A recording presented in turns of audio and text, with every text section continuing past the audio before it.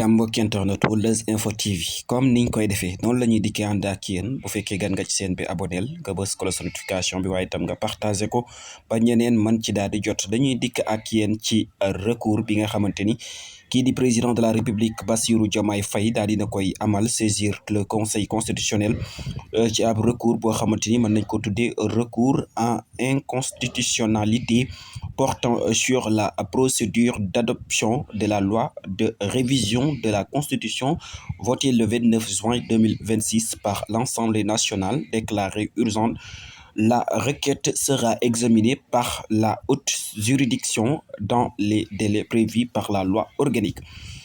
mbokk yi président de la république Bassirou Diomaye Faye daal dinay saisir li nga xamante nag moo di conseil constitutionnel maanaam daan nay bind conseil constitutionnel ci ab recours inconstitutionnalité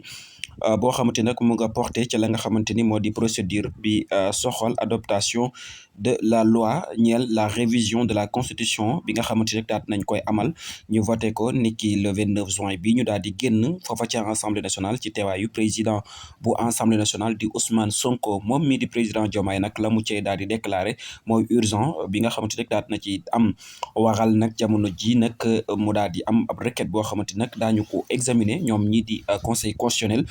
par la haute juridiction dans les délais prévus par la loi organique kon ñoom daañuy amal ay examiner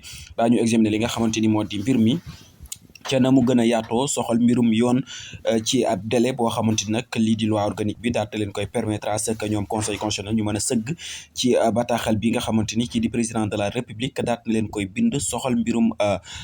révision bi nga xamante ni daal nañ koy amal portant sur la procédure d'adoption wala d'adoption de la loi de révision de la constitution bi nga xamante ni nag niki le 29 juin 2026 lañ ko daal di woon voté foofa ci assemblée nationale ci ak fàttali lii leen nag ñu ngi ko amaloon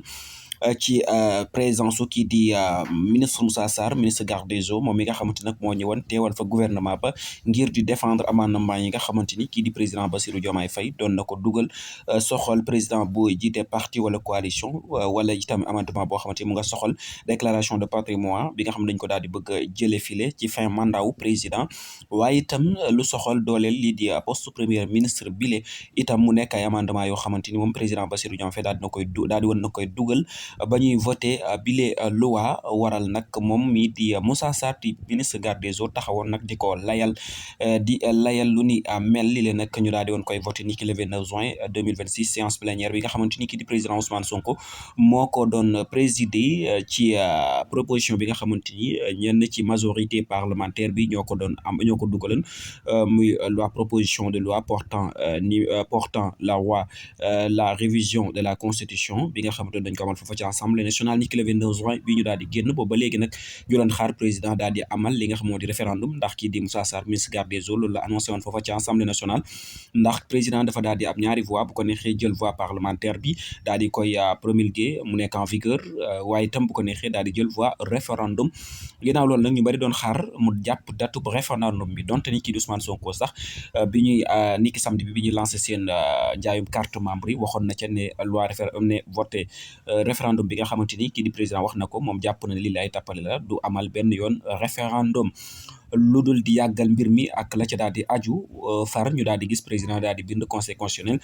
ci lu ni mel kon ñu jàpp ne daal jamono ji le mbirum référendum mañ daan wax daal di nay tagatémbe ba tey ndax ki di président de la république daal dinay bind conseil constitutionnel di leen déglu ci lu ni mel lii moo fi gën na fa sant leen baax gërëm leen amoon mbégte ànd ak yéen di leen jaajëfal